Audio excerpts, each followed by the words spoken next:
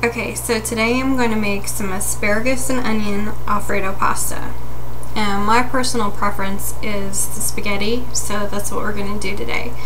A lot of people make it with rigatoni or bow tie pasta.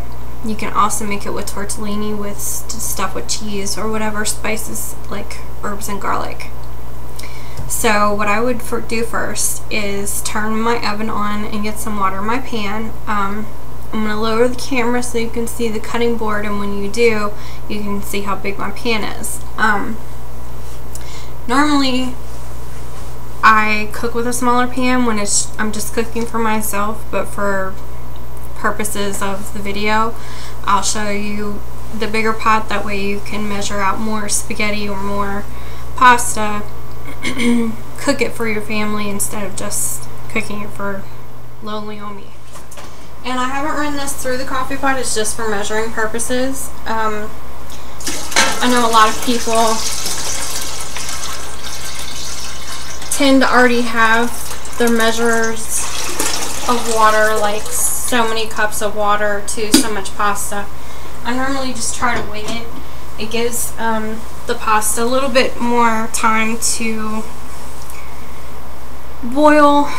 It gives the water a little bit more time to heat up because I put a little bit more water in it than normal. And it also gives the pasta a little bit more room to circulate while it's cooking. So what I would do with the onion is, I don't know if you just saw my last video, but I have a half of an onion. I'm going to pull the stuff away. And like I told you in the last video, I'm just going to slice the tiniest paper thin cut off of the top of the onion.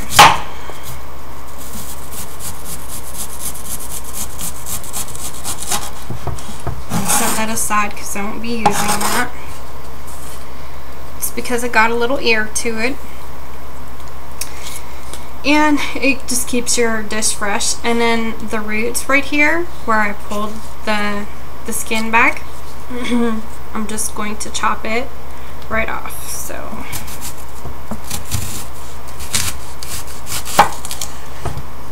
and then I would just, see, really thin, just set that aside. I'm just gonna put that in the compost. So then I'm gonna have this slice, this big thick slice, and instead of cutting it this way one more time, because I wanted a little chunky in my pasta, I'm going to just cut it crosswise.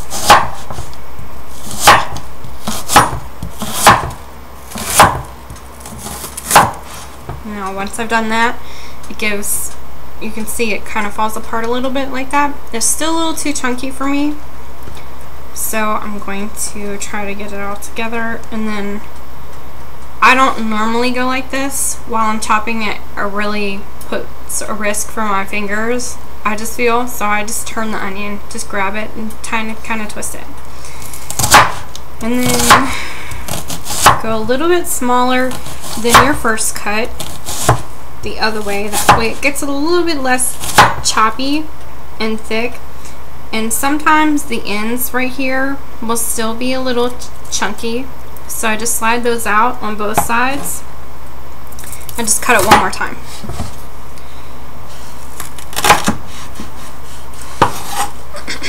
Now I'm going to put this in a bowl because I'm going to also rinse it with my asparagus, so I'm just going to put it all in one big bowl.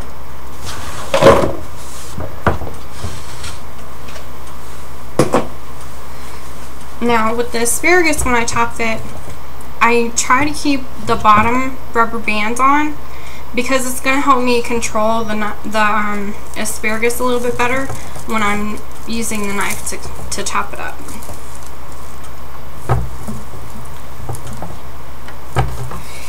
So I start at the tips and then work my way back. Jumpers. And I'll do 2 cuts just because the first cut is normally just tips, but this is about the size that I want. Dropped it. This is about the size that I want. It's gonna look like just one clove basically, and I'll show you another size I'll show you another example when I get a little bit further down. Okay, so I'm going to chop it into thin pieces, about like that, about 1 centimeter, and that gives it enough to be chunky, but it also gets it tender when you cook it in the pan. Now, I normally stop just about here. I'm going to do one more swipe because this grouping just happens to be a little thinner. If they were all this size, the big thick size, I'm just going to take that one out after I chop it. But if they were all the big thick size, I would stop about there. Go ahead and slice it out, slice down through, and then I'll pick those couple, very few big pieces out and put it with my onion. And now that my water is starting to boil, I don't know if you can hear it, but it's starting to bubble just a little bit. I'm gonna go get my spaghetti.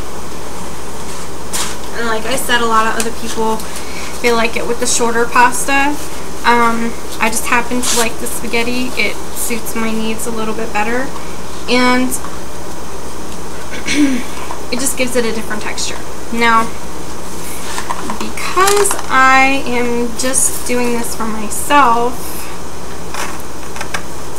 I'm going to use, I have an open package because I did this the other day just to test out the recipe.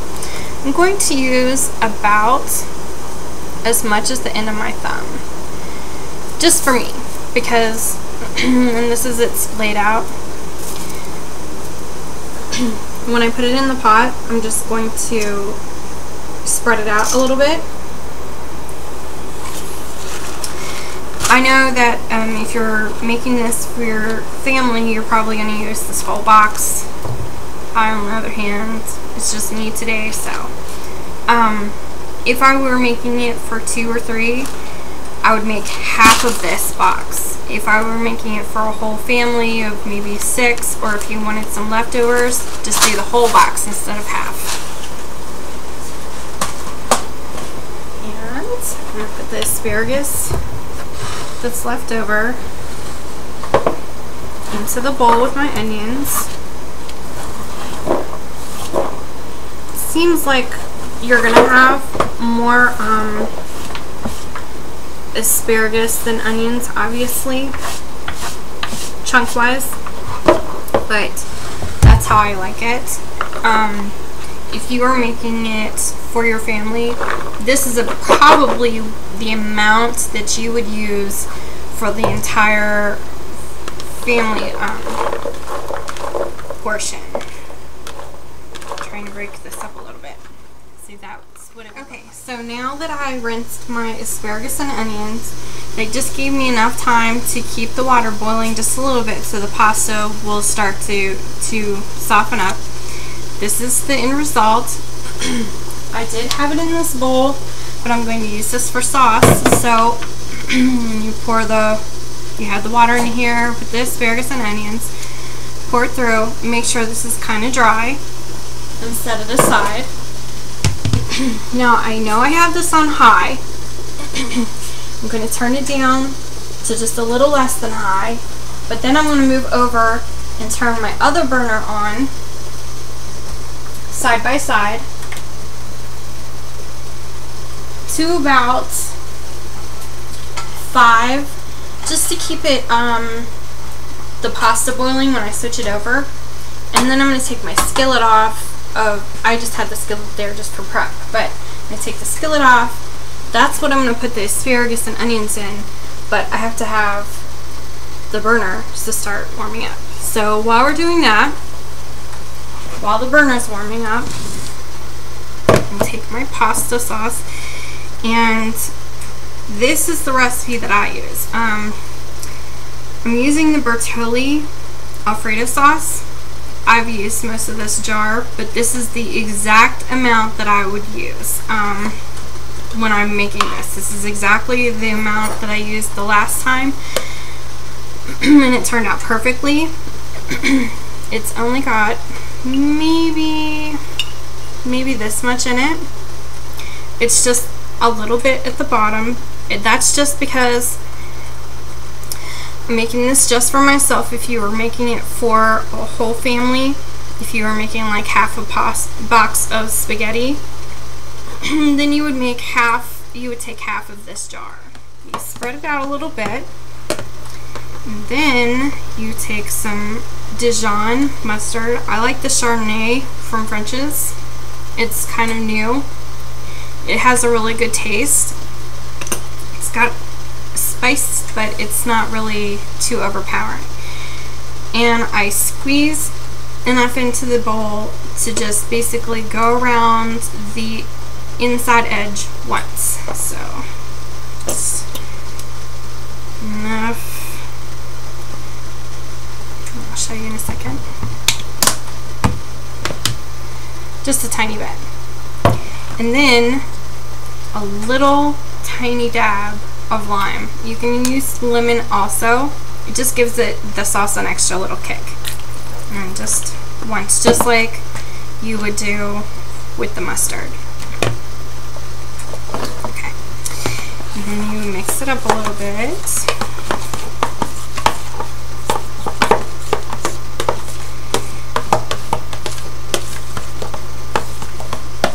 And since my burner has to be warm enough, and that's mixed up,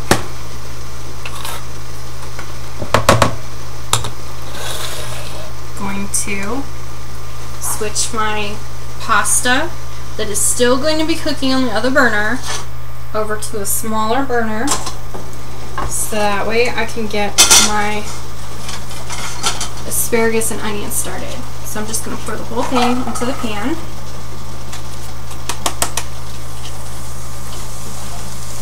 You can hear the pan heated up right quickly.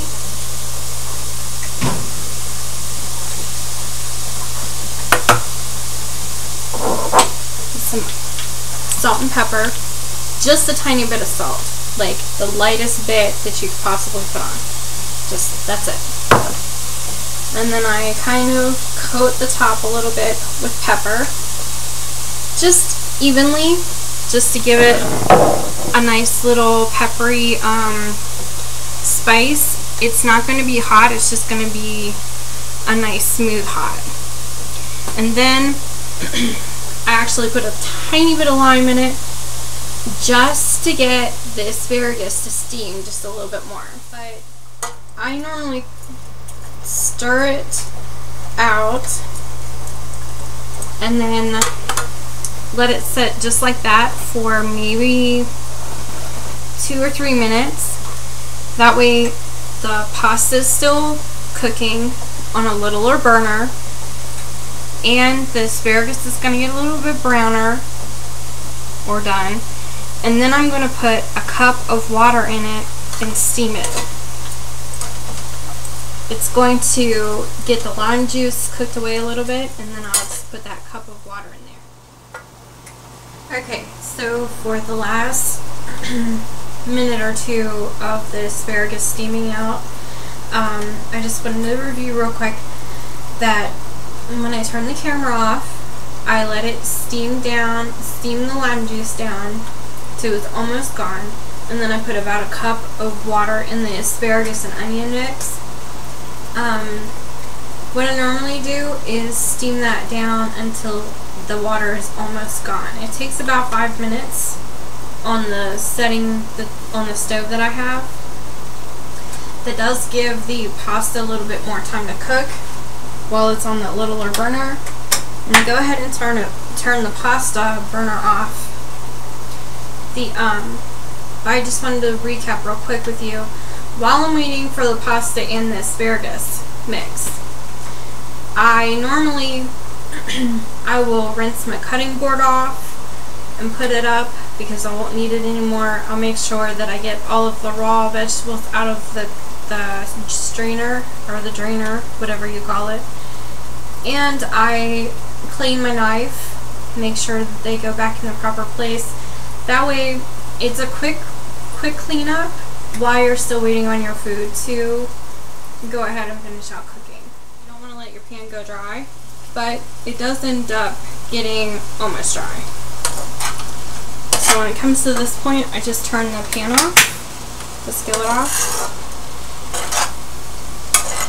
And while the burner is cooling down, it's going to go ahead and evaporate the little bit left of water that's in your pan, which leaves like a lime residue plus the pepper. Okay, so since there is only lime, pepper, salt, and your vegetables left in the pan, because now the burner has cooled down enough, but it has still evaporated the water out, you're left with, it's still really chunky, but it's edible.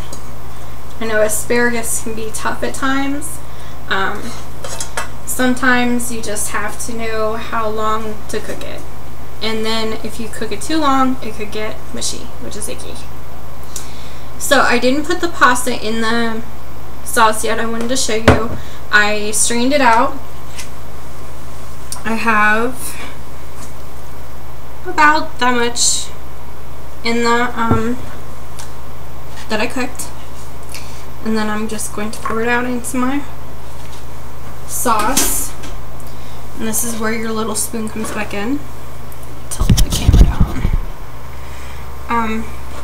It's going to be more sauce compared to the pasta, I know that, but it'll balance back out when you put the vegetables in it. This way, if I do it this way, it gets an even coat on the pasta and the vegetables. So now I'm going to put the vegetables in.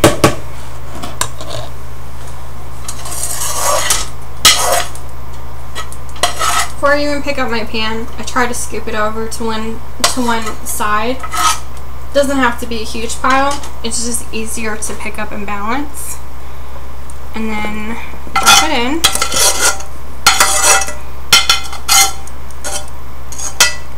And as you could see, there was very little water left in that. And then I'm just going to toss it just to get it nice and coated with the sauce. And while I'm coating, I actually do cut up the spaghetti a little bit, just because that's my personal preference. If you don't, you could use salad tongs to toss this mix. But obviously using a spoon is going to cut it a little bit. And then I just do a couple cuts throughout. And there you go. That's what it's going to look like in the bowl. And then I plate it.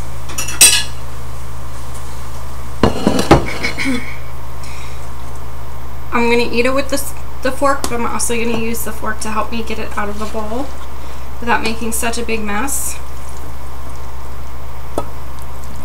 Like that. I almost missed the plate when that dropped.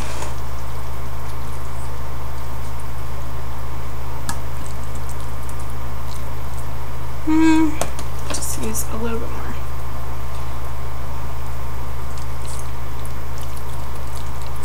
Okay.